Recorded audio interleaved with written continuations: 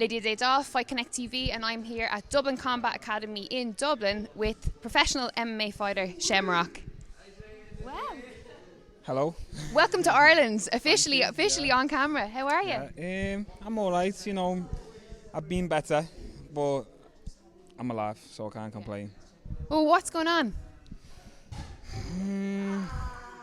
Nothing, no fights, injuries, and I'm just trying to stay fit. Yeah. The life of a fighter. It's always one or the other. No fights, injuries, no injuries.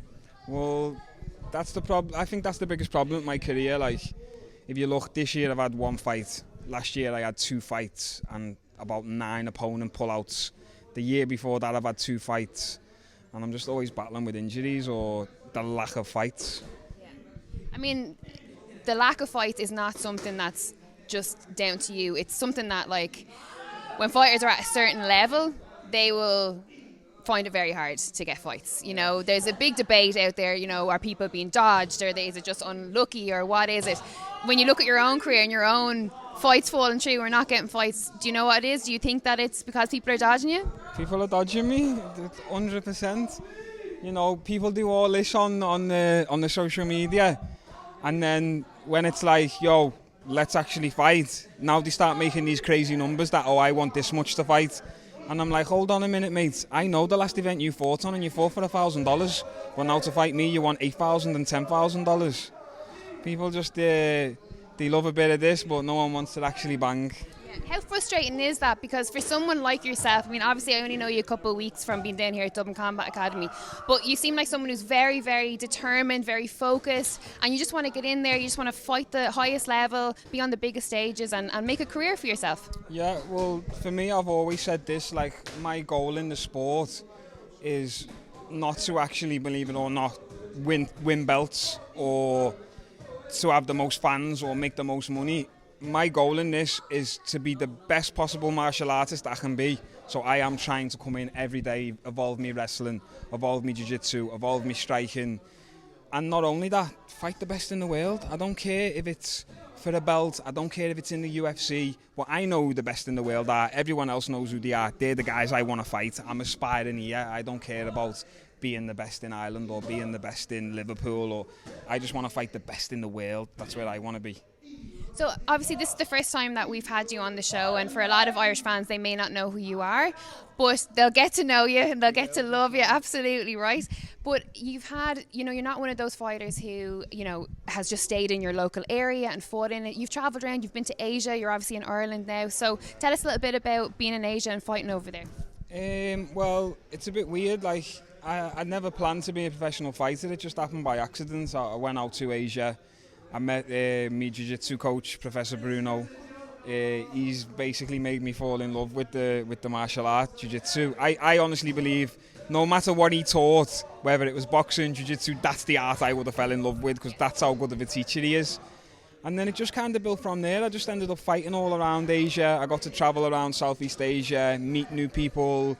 And it's really true what they say about traveling broadens the mind. And I feel like I've changed as a person. It's made me become into an adult where I was a bit of a cunt when I was younger. So I definitely have learned a lot, and now I've come back to Europe. Now I feel like I'm just ready to take on the world. Yeah. In terms of like looking towards the future, promotions, different places, like what are you hoping for? What are you looking at? Oh, I'm definitely looking at the UFC. Like, I'm 5-0 now, undefeated. I see people getting on the Contender Series at like 4-1, 5-2, and I'm like, I watch the fights and I just think I'd run through these. So that's my plan, but I don't really want to go on the Contender Series route. I just want to jump in the show. But if it means I've got to fight once or twice in Ireland or do a little one in my hometown in Liverpool, then that's what I've got to do. But I want the main show. I mean, most MMA fighters, when you ask them what are they chasing, it's the UFC contract, you know what I mean? And it's like, why would you do this if you weren't going to kind of, try and achieve what arguably is the best promotion in... I mean, there is some great promotions out there, but in terms of, we all know that the UFC is the end goal for a lot of people, right? Yeah. So when you look, obviously you're saying have a few fights over here. What do you think you need as a fighter to make it in the UFC? I think I'm already there. I think I could slot in right now tomorrow. I could wake. If Dana White called me tomorrow and said, "Come to Fight Ireland, you're fighting Volkanovski," I'd say, "Yeah, let's go. I'll fight him tomorrow."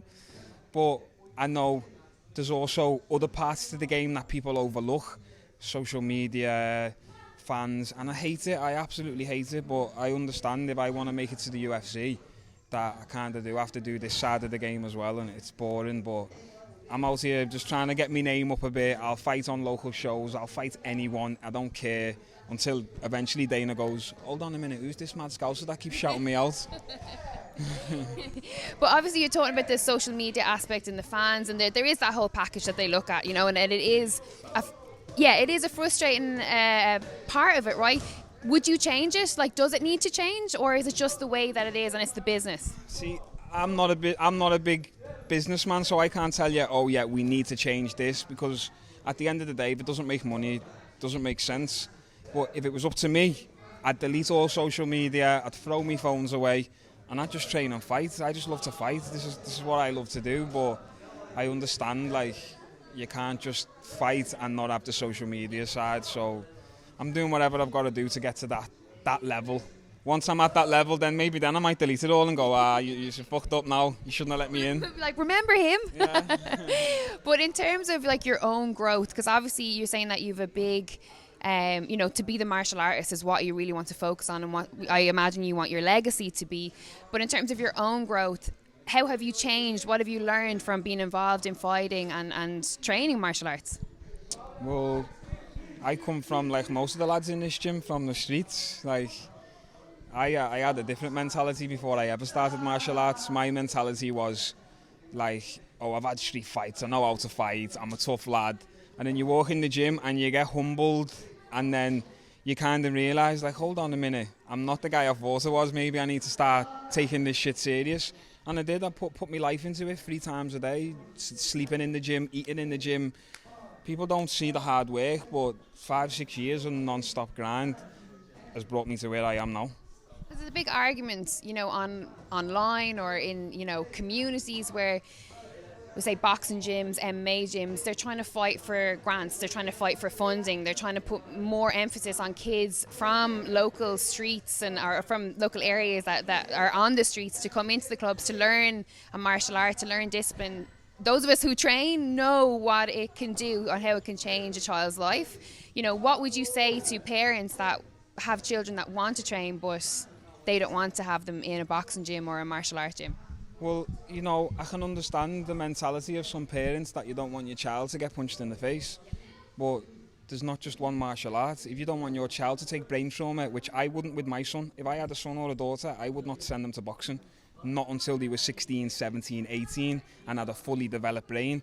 I'd be putting my kids in wrestling. I'd be putting my kids in jiu-jitsu, teaching them discipline, humility, respect. But not only that, it'll give them confidence. It'll make them, no one's bullying your kid if your kid knows how to suplex people. That's all I'm saying. It's a very good point. But listen, I know alongside obviously being a professional fighter, professional MMA fighter, you obviously compete in jiu-jitsu as well. It's a different ball game, right? It's completely different. Like, there's so many techniques in pure jiu-jitsu that don't really translate to MMA. But there's no denying the best grapplers in MMA are all pure jiu-jitsu guys. Yeah. Okay, you've got Khabib, who's a wrestler, but I guarantee you now he's training jiu-jitsu also with pure jiu-jitsu guys. Like, if it was up to me, I would never have done MMA. Really? Yeah, I would have stayed in pure jiu-jitsu. I would have competed, and that would have been me. But I don't make any money. Yeah. I was spending all my own money to go and compete in all these local tournaments, and going home and going, what am I going to eat tonight? I've got no money. Yeah.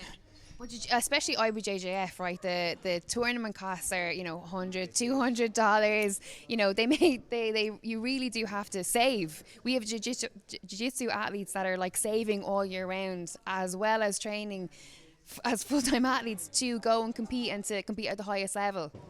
It's sad. Like, even myself, I went and competed in Dubai in the World Championships.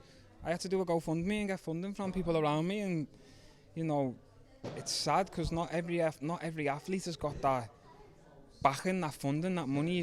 I've seen some amazing people in jiu-jitsu who just they never really make it because they just don't have money, they don't have the funding, they don't have the people behind them. And this is the thing I have with the IMAF also. It's who wants to pay money to fight MMA and get knocked out? I don't.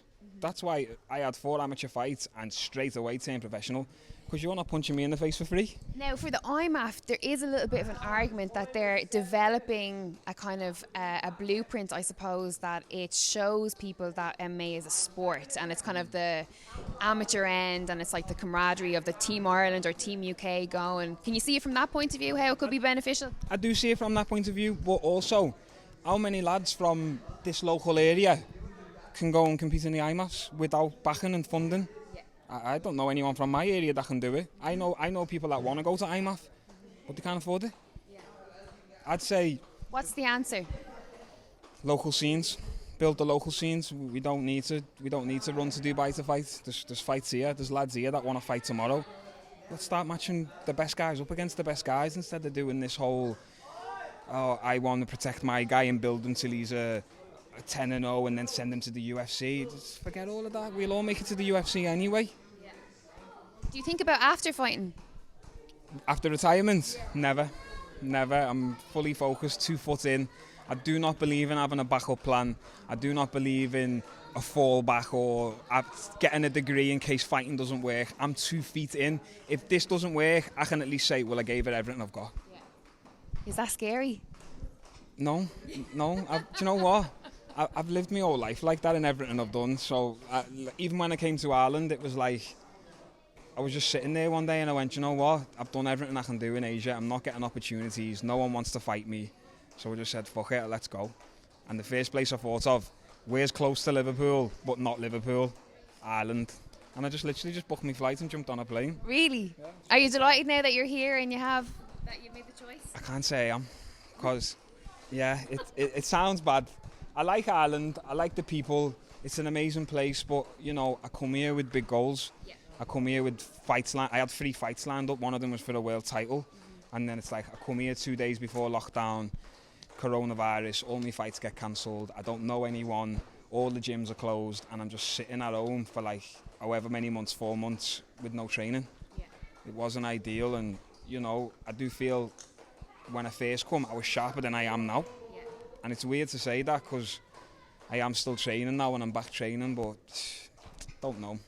Is this hard to say positive? I mean, is this kind of like a test in terms of your mental strength?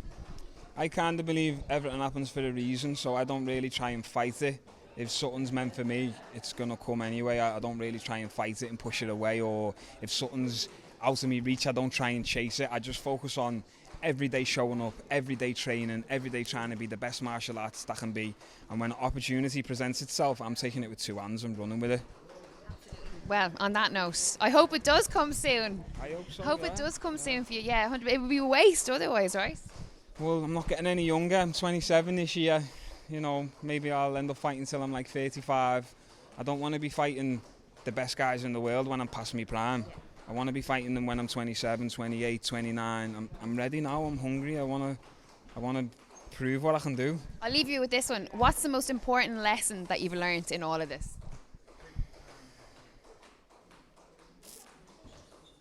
I'd say where you come from isn't the be all and end all. There's a bigger place out there. Like as soon as I left Liverpool, my eyes were just open to so many things. Where before I ever left Liverpool, Liverpool was the best place in the world. My mates were the only people I needed.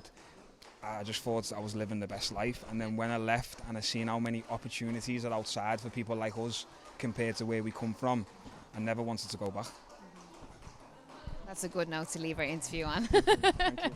Thank you so much. I really appreciate you taking the time to do the interview. Shamrock for Fight Connect TV.